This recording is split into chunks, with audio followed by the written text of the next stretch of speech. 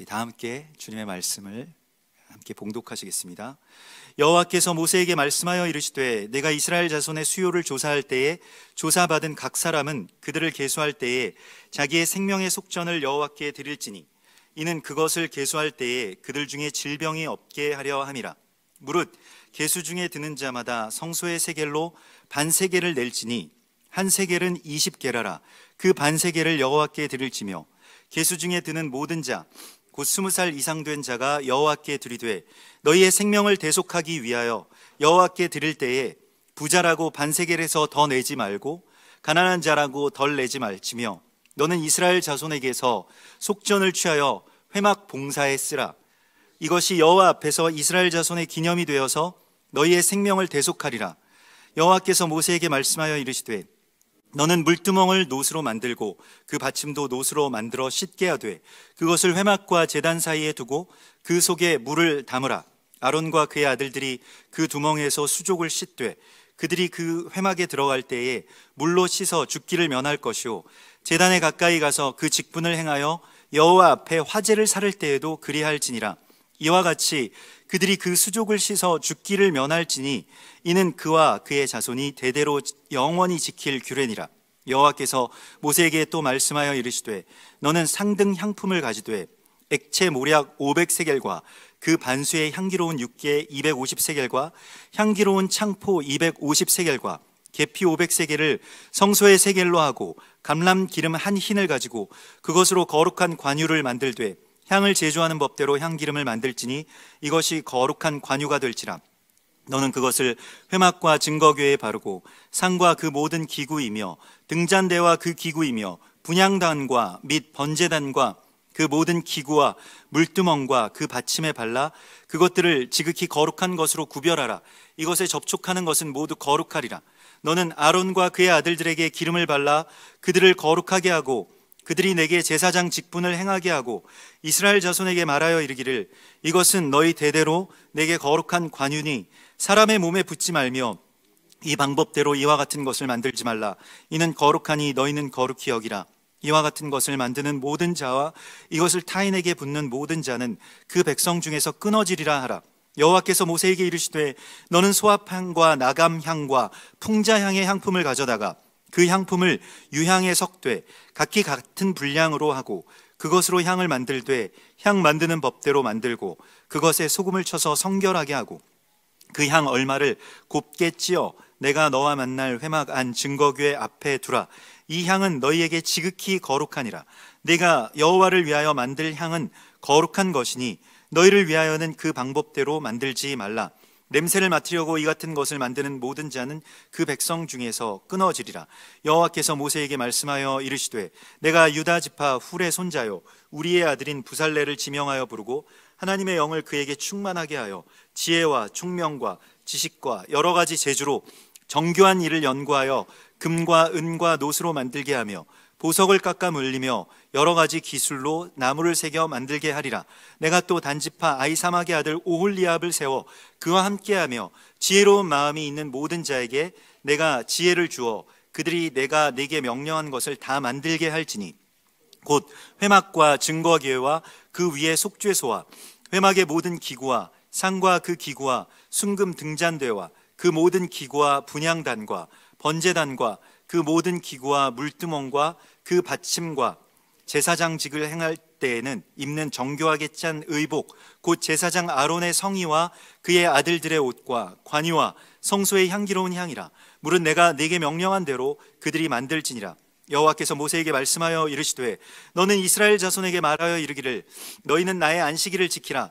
이는 나와 너희 사이에 너희 대대의 표징이니 나는 너희를 거룩하게 하는 여호와인 줄 너희가 알게 함이라. 너희는 안식일을 지킬지니 이는 너희에게 거룩한 날이 됨이니라. 그 날을 더럽히는 자는 모두 죽일지며 그 날에 일하는 자는 모두 그 백성 중에서 그 생명이 끊어지리라. 엿새 동안은 일할 것이나 일곱째 날은 큰 안식일이니 여호와께 거룩한 것이라. 안식일에 일하는 자는 누구든지 반드시 죽일지니라. 이같이 이스라엘 자손이 안식일을 지켜서 그것으로 대대로 영원한 언약을 삼을 것이니 이는 나와 이스라엘 자손 사이의 영원한 표징이며 나 여호와가 엿새 동안에 천지를 창조하고 일곱째 날에 일을 마치고 쉬었음이니라 하라. 여호와께서 시내산 위에서 모세에게 이르시기를 마치신 때에 증거판 둘을 모세에게 주시니 이는 돌판이요 하나님이 친히 쓰신 것이더라. 아멘. 하나님의 말씀입니다. 이번 주에 우리 토라 포션의 말씀은 조사하라라고 하는 그러한 그 제목의 키티사입니다. 그래서 오늘 출애굽기 30장 12절의 말씀에서 너희는 수요를 조사할 때에 라고 나오죠.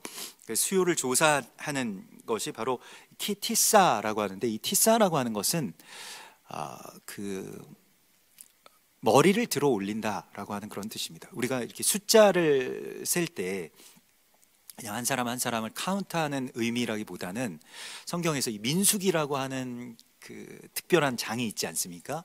민수기에서 그 수요를 백성들을 계수할 때는 파카드, 백성들 한 사람 한 사람을 찾아가라 이렇게 말씀을 하시고요. 또 우리에게 수요를 조사하라라고 말씀하실 때는 그 한 사람 한 사람을 이 지휘관으로서, 이 나사라고 하는 것은 들어 올리다라고 하는 뜻이고요, 네스임이라고 하는 것은 지휘관으로 들어 올리다라고 하는 뜻이고요. 그 지휘관이라고 하는 것은 물론 뭐 군대의 지휘관의 의미도 있겠습니다만은 이 제사장의 직분, 또 백성들을 책임지는, 또 이 땅을 책임지는 그러한 파수꾼으로서의 사명을 맡은 자들을 그렇게 세워 올리라라고 말씀을 하십니다. 그래서 수요를 조사한다라고 하는 것은 굉장한 어떤 그 사명이자 또한 우리 가운데에 주시는 그 주님의 그 온전한 명령이 되겠습니다. 그래서 우리에게 수요를 조사하라라고 말씀을 하시는데, 그 조사할 때 그 조사함을 받은 각 사람들을, 그러니까 그 머리를 들려 올려짐을 받은 그 각 사람들은 그들을 계수할 때에 생명의 속전을 여호와께 드리라 이렇게 말씀을 하십니다. 그러니까 우리의 수요를 하나님께서 조사하신다라고 할 때에, 하나님이 우리를 들어 올려 주실 때에 우리는 뭘 해야 되냐면 생명의 속전을 하나님 앞에 드리라고 말씀을 하시고 있습니다. 생명의 속전이라고 하는 것이 우리의 생명이 대속함을 받았고 그 대속함을 받았음을 증명하고 또한 그것에 대해서 시인하는 그러한 그 예물입니다. 그것은 이 생명의 속전이 드려지게 되는 이유는 애굽 땅에서 이 장자들이 다 죽었잖아요. 질병, 뭐 사망의 영 때문에 장자들이 다 죽게 되는데 그때에 하나님께서 그들을 살려주셨습니다. 그래서 하나님께서 살려주신 사람은 그냥 살았다, 좋다 이것으로 끝나는 것이 아니라 하나님이 살려주신 사람은 어떻게 되었냐면 하나님의 소유가 되었습니다. 정말로 하나님의 백성이 되고 하나님께 속한 자가 된 거예요. 하나님께 속한 자라고 하는 것은 이제 하나님께서 너는 나의 것이다, 내가 너를 지었고 내가 너의 소유자이고 내가 너의 주이다 라고 말씀하시는 것에 대한 인정이자 또한 하나님의 부르심에 대한 그 사명에 대한 그 순복을 말합니다. 그래서 하나님께 속한 자들은 원래는 다 성전에 나와서 제사장과 레위인의 직분을 하게 되어 있는데 생명의 속전을 내고 따로 이제 레위인들이라고 하는 대표자들을 세웁니다. 그래서 그들을 세우고 그들을 입히고 그들을 먹이고 그들에게 제사장 옷을 지어 입혀주고 그들이 세워질 수 있도록 우리가 해야 되는 헌신이 바로 생명의 속전을 바치는 일이었습니다. 그러면 생명의 속전을 왜 바치느냐? 하나님이 살려주셨으면 됐지 왜 또 생명의 속전을 바치라고 하실까? 오늘 이 말씀 속에서 굉장히 그 오늘날의 지금 시간과 거의 뭐 정말로 그 뜻이 적절한 그러한 말씀이라고 할 수가 있겠는데요. 생명의 속전을 드릴지니 여호와께 이 생명의 속전을 드리는 이유가 그들 중에 질병이 없게 하려 함이라. 여기서 질병이라고 번역된 이 말은 이제 전염병을 말합니다. 그래서 이 네게프라고 하는 이 전염병이 없게 하려 함이라. 그래서 오늘날에 지금 전염병이 막 돌고 있잖아요. 그래서 우리가 다 지금 어려움을 겪고 어디에 외출도 제대로 하지 못하고 예배도 우리가 제대로 드릴 수가 없고, 저는 그 겨울철 내내 콧물이 나고 기침도 늘 하고 이게 비염이 있기 때문에 달고 사는데, 콧물이 이렇게 나면은 내가 뭔가 좀 위험한 상태인가, 뭔가 나도 걸렸나, 그런 생각이 들더라고요. 괜히 꼭 그럴 일이 있다 없다를 떠나서 어떻게 하다 보면 그렇게 많은 분들이 지금 다 이렇게 감염이 되고 있기 때문에 참 어려운 시간이죠. 근데 전염병이라고 하는 것이 왜 도느냐? 물론 어떤 그런 우연의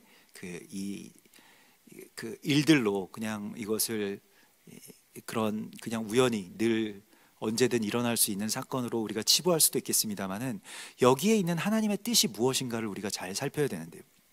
하나님께서 이 땅 가운데 어떤 재앙이나 혹은 특별히 이런 전염병을 일으키실 때에는 물론 이 땅에 대한 어떤 심판 또 경고의 의미가 분명히 있긴 합니다. 그것은 땅의 호소를 듣기 때문에 하나님께서 이 사람들의 호소를 넘어서서 땅이 괴로워해서 호소하는 소리를 들으시면 하늘에서부터 이 땅 가운데 내려오셔서 내가 그것의 진위를 살피고 또한 거기에 대한 어떤 적절한 그러한 심판을 하실 때가 있죠. 그런데 우리가 이 땅 가운데서 하나님께서 그렇게 질병을 내리셔서 사람들을 많이 고통 속으로 빠뜨리시고 앓게 하시거나 죽게 하시는 그런 심판의 하나님이시다, 그런 두려운 하나님이시다라고 하는 것에 대해서 물론 그런 부분들을 일정 부분 하나님의 그런 두려운 하나님에 대해서 우리가 받아들이겠습니다마는, 하나님께서 이 땅 가운데 어떤 일을 행하실 때에는 사람들을 죽음 가운데로 아니면 질병 가운데로 그렇게 괴롭히시기 위해서 하시는 일이 아닙니다. 하나님께서 이 지금 전염병이 이 세상 가운데 있는 것을 우리가 보게 하시는 데는, 물론 신천지를 세상에서 너무 많이 정말로 그 교회나 세상 속에 퍼져 있고 마치 정말 질병처럼 전염병처럼 또 암덩어리처럼 계속해서 그렇게 확산해 나가는, 무섭죠. 정말로 많은 어떤 거짓으로 말미암아서 그런 일들을 하고 있고, 그런데 그것을 제거하시고 도려내시는 것도 물론 하나님의 뜻이고 하나님의 어떤 그러한 의도이시겠으나, 중요한 것은 전염병이 이렇게 돌 때에 그것을 보고 우리가 깨달아야 될 것이 있다는 것입니다. 하나님의 백성들의 돌이킴이 반드시 필요하다는 것입니다. 하나님의 백성들에게 주시는 메시지가 있는 거예요.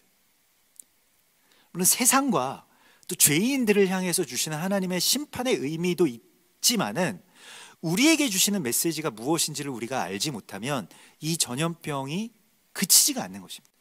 그런데 전염병의 의미가 무엇이, 전염병이 왜 도느냐? 생명의 속전을 바치지 않았기 때문에 전염병이 돈다. 전염병이라고 하는 이 말, 히브리 말로 이 네게프라고 하는 말은 발에 걸리다, 거치다, 이런 뜻입니다. 그래서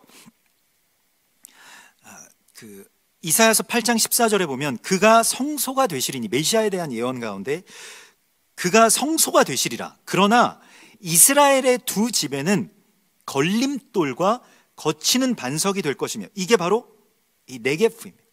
그러니까 이 네게프라고 하는 이 질병이라고, 전염병이라고 하는 말을 거치는 돌, 누가 그렇게 되신다고 말씀하십니까? 예수님께서 이 땅 가운데에서 북이스라엘과 남유다에 거치는 돌이 되게 하신다라고 말씀을 하세요. 예루살렘 주민에게는 함정과 올무가 되시리니 많은 사람들이 그로 말미암아서 걸려 넘어질 것이며 부러질 것이며 덫에 걸려 잡힐 것이니라, 이렇게 말씀을 하십니다. 그 덫에 걸려서 사람들이 잡히게 된다는 거예요. 우리가 생각할 때 걸렸구나, 잡혔구나 라고 하면 좋지 않죠. 그 좋지 않은 어떤 의미라고 생각할 수가 있겠습니다만은, 그러나 걸리는 것과 잡히는 것이, 물론 우리가 뭐 대적에게 잡히거나 아니면 뭐 세상의 어떤 그냥 돌뿌리에 걸려서 넘어지거나 라고 하면 우리에게는 정말 안 좋은 일이겠습니다만은, 지금 누구에게 걸리고 누구에게 멈추게 되고 잡히게 된다라고 말씀을 하시냐면, 주님께 잡히게 된다, 주님께 사로잡히게 된다라고 말씀을 하시고 있습니다. 우리가 무언가가 거치는 돌이 우리 가운데 있으면, 우리 앞에 있으면, 우리가 거기서 걸려 넘어졌다라고 한다면 어찌되었든 그 자리에서 달리던 길을 멈추게 될 것입니다. 그리고 우리가 다시 한 걸음 한 걸음 나아가는 데 있어서 그 거치는 돌이 있는지 없는지 그걸 살피게 되겠죠. 그래서 이 온역, 질병, 전염병이라고 하는 말은 발을 헛디뎌서 걸려 넘어지게 되다라고 하는 그런 뜻이 되고요. 베드로전서 2장 7절에 보면 유명한 구절인데, 그러므로 믿는 너희에게는 보배이나 믿지 아니하는 자에게는 건축자들이 버린 그 돌이 모퉁이의 머릿돌이 되고, 여기까지는 아시죠? 그런데 또한 부딪히는 돌과 걸려 넘어지게 하는, 그러니까 전염병에 걸리게 하는 바위가 되게 하셨도다, 이렇게 말씀을 하셨습니다. 그들이 말씀을 순종하지 아니함으로 넘어지나니 이는 그들을 이렇게 정하신 것이라. 그러니까 하나님의 백성들을 이렇게 정하셨는데, 생명의 속전을 하나님 앞에 드리고 거룩한 하나님의 제사장들로 부르셨는데, 그것에 대해서 온전하게 하나님 앞에 자기 자신을, 우리를 올려드리지 못했을 때 어떤 일들이 일어나느냐? 세상에 전염병이 생긴다는 것입니다. 그들을 이렇게 정하신 것이라, 이렇게 말씀을 하시고, 유명한 구절이요, 베드로전서 2장 9절에 그러나 너희는 택하신 족속이요 왕같은 제사장들이요 거룩한 나라요 그의 소유가 된 백성이니 이는 너희를 어두운 데서 불러내어 그의 기이한 빛에 들어가게 하신 이의 아름다운 덕을 선전하게 하려 하심이라. 무슨 말씀입니까? 왜 거친 돌로 우리를 멈추게 하시고 우리를 잡으셨을까요? 그러나 너희는 택하신 족속이고 왕같은 제사장들임을 좀 깨달으라 라고 하시는 하나님의 부르심이라고 하는 것입니다. 하나님의 부르짖음이라고 하는 거예요. 이 질병 가운데서 다른 어떤 뭐 세상의 죄악됨과 신천지의 그런 어떤 완악함을 우리가 그렇게 깨달으라고만 하나님께서 이것을 주신 것이 아니라, 하나님의 백성들이, 우리가 거룩한 하나님의 제사장으로서 들어 올리심을 받은 자, 그러한 존재라고 하는 것을 하나님이 우리에게 분명하게 알기를 원하신다라고 말씀을 하시고 있습니다. 이것이 하나님의 뜻입니다. 생명의 속전을 드린 거예요. 생명의 속전의 의미를 조금 더 살펴보면, 그 생명의 속전을 무릇 계수 중에 드는 자가 반세겔씩을 하나님 앞에 드리라 라고 말씀을 하시는데요. 그래서 이 코페르나프쇼라고 하는데, 이 캐세프 하키프림이라고 하는 이 반세겔, 성소의 세겔로 반세겔을 드리라, 이 캐셰프라고 하는 것이 이제 그 하나님 앞에 드리는 그런 그 성소의 세겔을 의미했습니다. 근데 이것은 이 반세겔로 무엇을 세웠느냐면 성막의 기둥을 만들고, 나머지로는 이제 레위인들을 세우는 데에 그렇게 사용을 했는데요. 그런데 이 반세겔이라고 하는 것에 대하여서 13절에, 30장 13절에 보면 무릇 계수 중에 드는 자마다 성소의 세겔로 반세겔을 낼지니 한 세겔은 20게라라, 그 반세겔을 여호와께 드리라 라고 말씀을 하시고 있습니다. 뭐 한 세겔이면 한 세겔이고 또 20게라면 20게라지 왜 반세겔을 드리라 라고 했을까요? 이 게라라고 하는 것은 이 나달의 한 알갱이가 게라이고요, 그 나달의 한 알갱이를 20개 모은 분량만큼의, 말하자면 그 금화 혹은 은화를 하나님 앞에 이렇게 드리라라고 말씀을 하십니다. 그래서 계수 중에 드는 자가, 하나님께서 우리에게 찾아오시고 우리를 세워주시고 우리에게 맡기신 모든 자는 하나님 앞에 반세겔을 드리는 것인데, 이 반이라고 하는 것은 우리가 하나가 이렇게 있는데 하나를 절반으로 쭉 찢어가지고 반은 내가 갖고 반은 상대방이 갖는 것이 보통 일반적인 어떤 이 계약의 관계입니다. 그래서 나중에 그것을 징표로 가지고 오면, 이 반세계를 가지고 오면 하나님이 나머지의 반을 붙여서 네가 나의 아들이구나, 네가 나의 제사장이구나, 네가 나를 그렇게 찾아왔구나 라고 하는 것에 대해서 그렇게 증명되는 것이 바로 반이라고 하는, 이 절반이라고 하는 것의 의미입니다. 그래서 우리가 흔히 우리의 그 동역자들을 반려자라고도 이야기를 하고 나의 반쪽이라고도 그렇게 말하지 않습니까? 그게 나의 반쪽이라고 하는 것이 바로 나와 한 몸을 이룬 나의 동역자를 의미하는 것이 되겠죠. 그러하기 때문에 하나님과 내가, 그리스도 예수와 내가 이 동역의 관계, 그러니까 한 몸을 이루는 관계로 들어갔음을 선포하는 것이 이 반을 드리라라고 하는 것의 의미입니다. 그런데 이 반세겔이 어떻게 됩니까? 한 세겔은 20게라라고 했습니다. 그러면 반세겔은 무엇일까요? 반세겔은 그 10게라가 되겠죠. 그리고 이것은 또한 여러 가지 어떤 10분의 1조의 그 의미도 갖고 있는데, 반세겔을 하나님 앞에 내고 그 반세겔을 하나님께서 받으시는 것, 그것을 우리가 온전하게 행하여야 이 땅 가운데에 질병이 없을 것이다 라고 주께서 말씀하십니다. 이 땅의 질병의 원인은 물론 여러 가지 어떤 그 바이러스에 대한 여러 가지 원인이 있을 수 있겠습니다만은, 오늘 말씀 속에서 질병의 원인이 무엇이냐?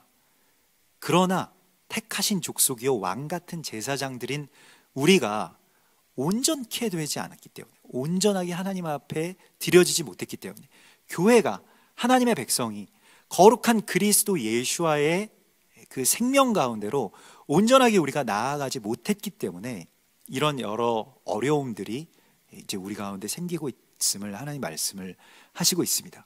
여기에 대하여서 우리가 부당하게 생각할 것이 없이, 이것은 하나님께 우리가 완전하게 사로잡힌 바 된 그것을 잡기 위해서 나아가는 것이죠. 완전하게 주님 앞으로 온전하게 우리가 나아가서 나 자신을, 우리를 하나님 앞에 드리고 제사장으로서 세워지지 않으면 백성들이 위험하다라고 하는 것입니다. 지금 백성들의 위험함은 물론 다른 여러 감염자들이 돌아다니고 신천지가 조사에 응하지 않고 이러한 일도 있겠습니다만은, 우리에게 주시는 메시지가 있다는 거예요. 교회가, 주의 성도들이 제사장으로서의 사명을 등한시하고 자기만 잘 먹고 비대해지고 엘리 제사장처럼 언약에 대해서 잘 알지도 못하고 하나님의 음성도 잘 듣지 못하고 그냥 이 세상 가운데서 어떤 귀족처럼 그렇게 살아왔던 이 땅의 우리들의 모습, 교회와 목회자들과 성도들의 모든 모습에 대하여서 하나님 다시, 너희는 그렇게 살아가야 될 자들이 아니라 왕같은 제사장들이다, 택하신 족속이다, 이것을 깨달으라고 말씀을 하시는 것입니다. 그렇게 하지 못하면, 그러니까 우리가 생명의 속전으로 하나님 앞에 온전하게 드리지 못하면 하나님께서는 이 땅에 그리스도 예수와를 거치는 반석이 되게 하셔서 우리를 거기에 걸려서 넘어지게 하신다라고 말씀하십니다. 한번 넘어지게 되는 것이죠. 근데 넘어지면 어떻습니까? 넘어지면 아프죠. 근데 우리 아이들 걸음마 배우면서 많이 넘어지죠. 넘어지면서 크잖아요. 그런 말이 있잖아요. 마찬가지입니다. 교회도 이렇게 예수와께 한 번씩 걸려서 넘어질 때마다 성장이 있는 거예요. 아이들도요, 이런 무서운 질병에는 걸리면 안 되겠습니다만은, 아이들도 한번 크게 독감이라도 한번 앓고 나면 이상하게 쑥쑥 커 있는 걸 보게 돼요. 그러니까 원래 앓으면 좀 안 좋아져야 되잖아요. 근데 앓고 나니까 아이가 더 커지고 더 나아가서는 생각도 굉장히 좀 성숙해지는 모습들을 보게 됩니다. 자기 막 아플 때 하나님도 찾고 자기 생명에 대해서도 생각을 하고 이러잖아요. 그러니까 어릴 때 정말 죽을 병에 걸려서 심각한 병치레를 했던 분들의 이야기가 위인전에 굉장히 많은 이유가 있습니다. 그 죽을 고비를 넘기면서 자기 자신의 어떤 본질에 대해서, 실존에 대해서 내가 왜 살아야 되는지, 또 내가 왜 이렇게 살고 싶은 건지에 대해서 한 번씩은 생각해 보게 된다는 것이죠. 그냥 맨날 뭐 돌아다니면서 아이들 뭐 게임하고 뭐 사 먹고 이런 것에 그냥 아주 직물적인 것에 이렇게 길들여져 있다가 한 번씩 딱 멈추게 되면요, 한 번씩 뭐 돌아다닐 힘도 다 빠지고 막 하면서 그러면 부모님에 대한 역시 엄마가 있어야지 내가 사는구나, 뭐 이런 생각도 들기도 하고 그렇게 되는 거 아니겠습니까? 근데 하나님께서 지금 교회에게 행하시는 일들을 한번 우리가 유심히 묵상해야 될 시간이 되었습니다. 이스라엘 백성들에게 있어서 성전 중심의 예배는 전부였어요. 그들의 생명과도 같은 것이었습니다. 성전에 나가서 예배를 드리지 않는다라고 하는 것은 있을 수 없는 일이었죠.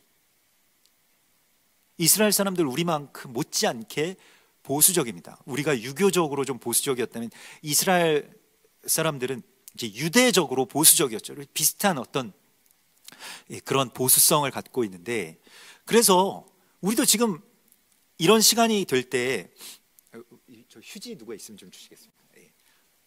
감사합니다. 이런 시간이 될 때 어떤 일들이 있습니까? 성전이 지금 막 파괴되는 것은 아니지만 지금 거의 대부분 다 폐쇄되어 있잖아요. 누가 지금 불안해가지고요. 지난번에도 우리가 이렇게 예배를 모이는 것 자체가 불안하고, 또 혹시 뭐 예배 이렇게 소수가 이렇게 드리고 있어도 혹시 누가 이렇게 찾아와서 신천지가 이때를 또 틈을 타가지고 우리에게까지 찾아오는 게 아닌가, 뭐 이런 어떤 불안감들이 계속 있더라고요. 그래서 참 이제 대부분의 교회들이 못 모이고, 사실은 모여서 예배하는 회중 예배를 강행하려고 하는 곳도 지금 뭐 한 10%, 15% 이렇게 된다고 하는데, 오늘도 새벽부터 아침부터 계속 재난 문자가 막 삐삐 하면서 우리에게 오지 않았습니까? 그래서 예배를 가정에서 드리십시오. 이게 뭐 국가에서 지금 가정교회의 예배에 대하여서 이렇게 공지를 하고, 뭐 조금 더 있으면 뭐 행정 명령까지 할 그런 태세입니다만은, 지금 이런 상황 가운데서 우리가 잘 생각해야 될 필요가 있습니다. 이스라엘 백성들이 성전이 하나님의 현현이 이루어지는 곳이고, 하나님의 보좌가 있는 곳이고, 하나님이 계시는 곳이고, 하나님 그 자체라고까지 생각을 하고 그 나라와 성전과 자기 자신을 동일시하는 것이 이스라엘 백성들의 신앙관이었어요. 근데 하나님은 어떻게 하셨습니까? 성전을 허물어뜨리셨습니다. 2번이나 성전을 허물어 버리셨어요. 그리고 다시 이 땅 가운데 오셔서는 성전을 재건하신다고 말씀하시지 않고 다윗의 장막을, 무너졌던 다윗의 장막을 일으켜 세우신다라고 말씀을 하시고 있습니다. 우리에게 필요한 것은 이 눈에 보이는 어떤 성전, 예배당 중심의 예배, 어떤 시스템과 뭐 조직과 목회자와 잘 짜여진 어떤 예배 양식과, 그것이 아닙니다. 우리가 정말로 전심으로 하나님을 찾고 어떤 상황 속에서, 특별히 우리의 가정에서 우리의 가족들과 함께 예배 드릴 수 있는 이 힘이 우리 가운데에 있다면, 오늘의 이 예배도, 이 온라인으로 드리는 예배도 정말로 큰 성령의 임재와 은혜로 우리 가운데 다가오게 될 것입니다. 제가 지난주에 어떤 성도분이 저한테 연락이 오셔가지고 그런 말씀 하시더라고요.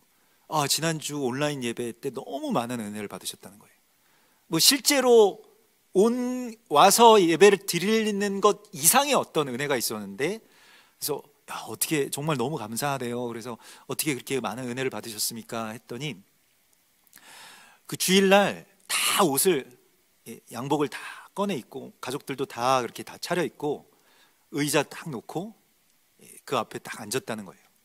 그래서 TV 대신 그 전화기 놔두고 거기서 나오는 찬양, 기도 다 따라하고 춤추고 또 기도하고 뜨겁게 기도하고 그렇게 말씀을 듣는데 정말로 뜨겁게 성령께서 그 가정에도 임하실 수 있구나, 이걸 체험하셨다는 거예요. 얼마나 좋습니까? 얼마나 감사한 일이에요. 땅에 있는 어떤 무엇인가가 무너지게 되면, 땅에 있는 장막집이나 성전이 무너지게 되면 하늘에 있는 무엇이 영원하게 서는 것에 대하여서 우리에게 깨달으라고 하나님 말씀을 하시고 있습니다. 지금 성전 중심, 목회자 중심, 거기에서 우리가 모든 것들을 다 헌신하고 희생하고 함께하고 이렇게 해야만 예배다라고 생각했던 그것을 하나님께서 지금 건드리셨어요. 지금 유사 이래로, 기독교 역사 이래로 이 전염병 때문에 예배를 이렇게 예배당의 문을 걸어 잠그고 예배를 드리는 경우는 처음 있는 일이잖아요. 이걸 왜 하나님이 이 일을 일으키시느냐? 우리에게 말씀하시는 것이 있습니다.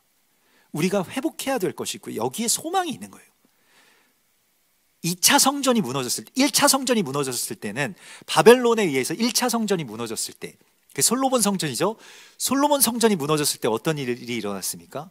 바벨론에 있던 사람들이 가족들끼리 안식일을 지키고요, 토라 포션이라고 하는 게 생겨가지고 말씀 공동체로 우리가 서면 성전이 무너져도 우리가 멸망하지 않는다라고 하는 그 깨달음을 받게 됐어요. 말씀으로 돌아가는 그 무브먼트가 생겼습니다. 그래서 말씀을 같이 가족들이 같이 나누고, 아이들이 질문하고 아버지가 대답해주고 그러면서 예배하는 것이 각 가정과 그 가족들 공동체 안에 생겼다는 거예요. 교회가 없으니까, 예배당이 없으니까 절기를 어떻게 지킵니까? 안식일을 어떻게 지킬 수 있습니까? 그런데 자기네들끼리 그렇게 예배하기 시작했다는 겁니다. 다니엘 같은 사람은 성전을 향해서, 예루살렘을 향해서 창을 열어놓고 하루에 3차례씩 그렇게 예배하면서 자기 골방을 성소로 바꾸어 버렸죠. 이게 놀라운 일입니다. 성전은 무너지지 않습니다. 성전이 닫히는 게 아니에요. 하나님이 어디 가시는 것이 아닙니다. 어디가 이렇게 우리가 그런 무슨 그 보존의 법칙처럼 하나님의 임재의 법칙이 있습니다. 성전에서 이렇게 쭉 성전을 누르고 여기에서 그것이 밖으로 나아가게 되면 온 땅 가운데로, 열방과 각 가정 가운데로 하나님의 임재가 들어가시는 것입니다. 일종의 축복이죠. 그래서 솔로몬 성전이 무너졌을 때는 그러한 일들이 일어났고, 그런 가정과 말씀의 공동체가 세워지는 일들이 일어났고요. 두 번째의 성전, 2차 성전, 헤롯 성전이라고도 그렇게 부르는데, 그게 무너졌을 때 어떻게 됐습니까? 교회가 생겼습니다. 주 70년경에 성전 무너졌잖아요. 예수님께서 떠나신 그 이후에 성전이 무너지고 초대교회가 성령의 감동을 받아서 생기고, 그게 예루살렘 밖으로, 온 유대 밖으로, 사마리아와 땅끝을 향해서 교회가 막 세워지기 시작했습니다. 어떻게 되었을 때요? 예루살렘의 성전이 무너졌을 때. 이게 중요한 것입니다. 그러니까 지금 우리에게 우리가 예배 드릴 수 없다라고 하는 것은 예배당에서 예배 드릴 수 없는 상황입니다만은, 그러나 우리가 그러므로 말미암아서 우리에게 열어주시는 새 하늘과 새 땅의 이야기가 있는 거예요. 신천지 이야기가 아니라 정말로 새 하늘과 새 땅의 날들을 하나님께서 우리 가운데에 열어주십니다. 그게 바로 가정의 공동체가, 말씀이 회복되고, 또 우리가 어떤 상황 속에서도, 어떤 처소에서도 우리가 그 시간과 공간을 거룩하게 구별할 줄 아는 자들로서 거듭나게 된다면, 예배당에 매일 필요가 없죠. 목회자들에게 그렇게 목맬 필요가 없죠. 왜냐하면 하나님께서 나를 제사장으로 부르셨기 때문에. 그러나 너희는 택하신 족속이요 왕같은 제사장들임을 좀 깨달으라 라고 말씀을 하실 때 생명의 속전을 바치게 되는 것입니다. 그러면 생명의 속전 1년에 한 차례씩 바치는데 언제 바치느냐? 우리가 올해도 생명의 속전을 바쳐야 되는 때가 되었는데, 이때가 바로 봄의 절기가 시작되는 부림절에 생명의 속전을 바치게 되어 있습니다. 그래서 부림절부터 생명의 속전 헌금함이 성전에 놓여지게 되고 사람들이 부림절에 하나님 앞에 나아가서 자기의 성소에 반세계를 드립니다. 올해 부림절은 다음 주 목요일입니다. 다음 주 수요일 저녁부터 시작되는 것이 그 절기가 부림절인데, 부림절 여러분 아시다시피 이 하만에 의해서, 이 아말렉 사람인 아각 사람인 하만에 의해서 이스라엘 백성들이 멸절되려고 할 때에 하나님께서 하나님의 역사하심으로 말미암아서 이 에스더를 통해서 또 아하수에로를 통해서 반전을 일으키셨죠. 역사의 대반전을 일으키셨습니다. 그래서 유대인들이 아주 존귀함을 받게 되고 높임을 받게 되고, 특별히 성벽에서 울부짖어서 기도하던 모르드게와 같은 사람들이 정말로 존귀한 자로 그렇게 존대받게 되는 그러한 역사적인 반전을 일으키셨습니다. 이게 부림절입니다. 부림절을 위해서 우리가 기도하면서 에스더와 같이 금식하면서 우리가 준비해야 됩니다. 기다려야 됩니다. 절기라고 하는 것은 꼭 우리가 유대인처럼 뭐 절기를 지키냐 안 지키냐 이게 중요한 것이 아니라 그 시간 가운데 주시는 하나님의 어떤 언약의 메시지가 있기 때문에 절기가 중요합니다. 절기를 뭐 부림절에 우리가 유대인들처럼 어떻게 절기를 지킬까, 이게 중요한 게 아니고 지금 우리에게 주신 이 부림절이라고 하는 것이 얼마나 지금 중요합니까? 나라가 다 죽게 생겼고 사람들이 다 지금 멸절되게 생긴 이 상황 속에서 에스더와 같이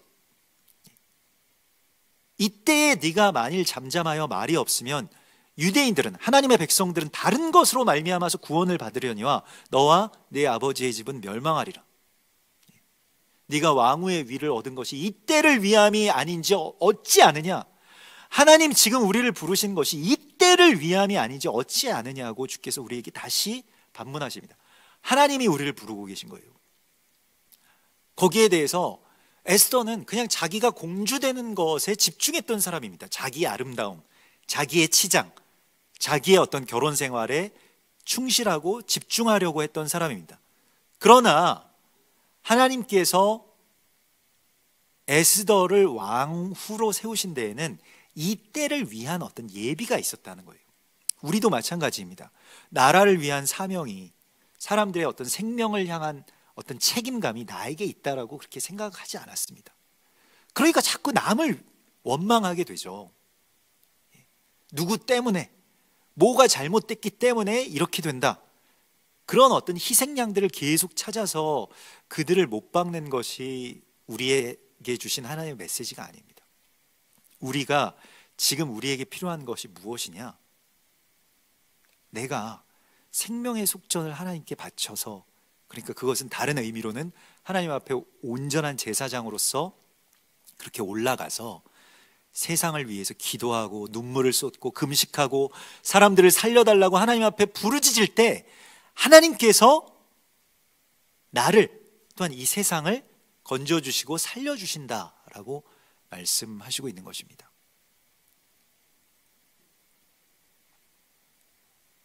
좀 지겹지만 이 시간들 속에서 하나님께서 우리 가운데 주신 이 사명을 깊이 깨달아야 하고요.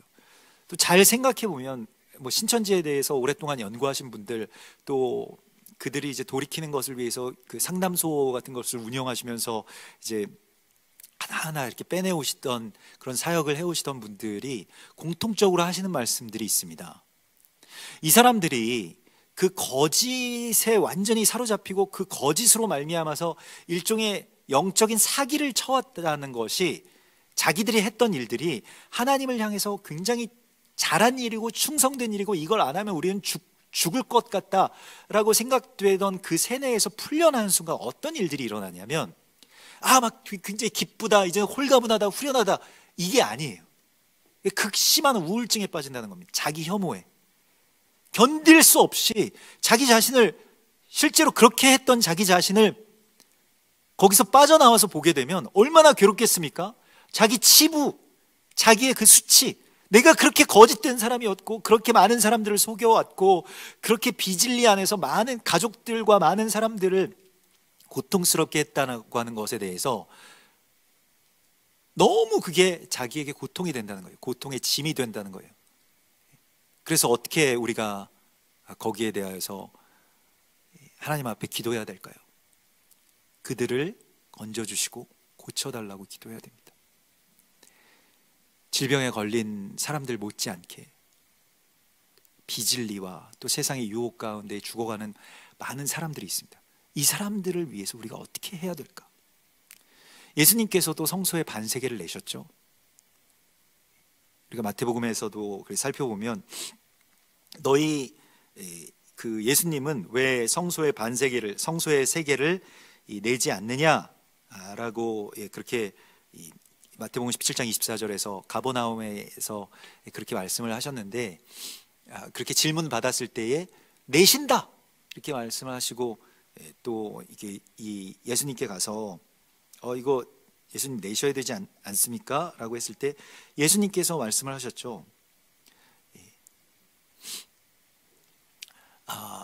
우리가 내가 이 성소의 세계를 내는 것 자체는 사실은 예수님은 그 주인이시기 때문에, 또 성소의 세계의 나머지의 반쪽이시기 때문에 사실은 그렇게 맞는 이야기가 아닙니다. 예수님께서 그렇게 내는 것이 맞지 않는데, 그런데 우리가 이렇게 말씀하십니다. 마태복음 17장 27절에서 그들이 실족하지 않게 하기 위하여 내가 바다에 가서 낚시를 던져 먼저 오르는 고기를 가져 입을 열면 돈 한 세겔을 얻을 것이니 가져다가 나와 너를 위하여 내라 라고 말씀을 하시죠. 자, 물고기를 낚시를 던져서 베드로가 한 마리를 잡아왔는데 그 뱃속에 한 세겔이 있었다는 거예요. 그러면 한 세겔의 의미가 무엇입니까? 예수님 반, 나 반. 예수님의 사역이 절반이시고요, 그게 예수님의 사역이 절반만큼밖에 채워지지 않았다가 아니라 나머지의 절반을 우리 가운데에 그 사명을 위임해 주셨다는 것입니다. 그래서 이것이 물고기의 뱃속에서 나오는 한 세겔의 의미이고요, 우리가 주님 앞에 나아가서 이 반세계를 드릴 때 어떤 일들이 일어나냐? 세상이 실족하지 않게 된다, 전염병에 걸리지 않게 된다라고 말씀을 하시고 있습니다. 그래서 하나님은 우리를 살려주시기 위해서, 또 이 땅을 살리시기 위해서 우리를 찾아오셔서 우리를 들어 올리시고 있는 중이라고 말씀을 하십니다. 지금 계속해서 수요를 계수하는 시간이잖아요. 아침마다 여러분 일어나셔서 오늘 확진자가 몇 명 늘었나, 사망자 몇 명인가, 수요가 계속 카운트되고 있지 않습니까? 지금 이 수요가 계수될 때에 나를 향해서 부르시는 이 반세계를, 너는 나의 반쪽으로서 이 땅 가운데서 나의 동역자로서 온전하게 제사장의 사명으로 서라. 나는 아니지요, 나는 아니에요, 나는 연약하고 그냥 나는 이름 모를 한 작은 자일 뿐입니다, 그렇게 말하지 말라는 거예요. 하나님께서 우리를 세워주셨고 하나님의 거룩한 사명자로 그렇게 부르셨다, 올리셨다라고 말씀을 하십니다. 이 거룩한 부르심 가운데 응답하는 이번 한 주가 되고, 특별히 이번 주 수요일 저녁부터 부림절입니다. 부림절에는 에스더서를 쭉 같이 읽으시면서 되도록이면 한 끼나 또 하루를 이렇게 온전하게 금식하시면서 우리가 나라를 위해서 좀 기도했으면 좋겠습니다. 그리고 이 땅에 죽어가는 분들을 위해서 우리가 좀 기도했으면 좋겠습니다. 그리고 이 땅에 다시 주님께서 온전하게 세워주실 주님의 장막, 예수와의 장막집이 온전하게 회복될 것을 위해서 우리 같이 좀 기도했으면 좋겠습니다. 우리 이 시간에 같이 주님 바라보시면서 좀 기도했으면 좋겠습니다. 우리 나의 백성이, 우리 이 찬양, 하나님 어린 양 독생자 예수, 우리 이 찬양 같이 이렇게 부르면서 하나님께 좀 기도하면서 나아가십시다.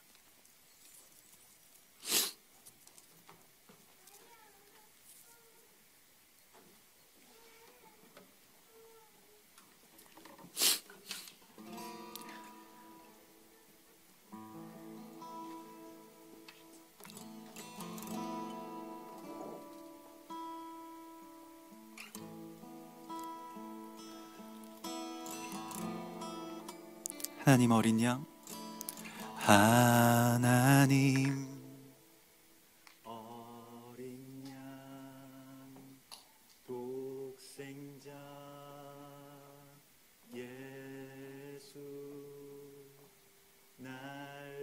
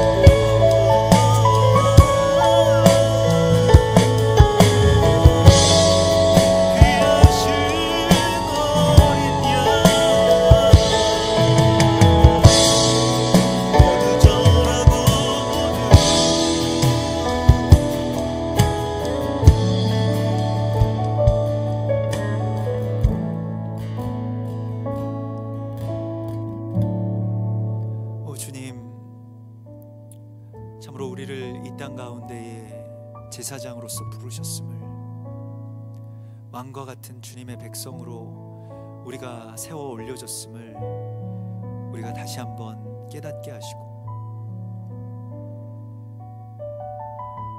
이러한 어려움과 또 질병의 시간 속에서 우리가 온전히 주님께 사로잡히고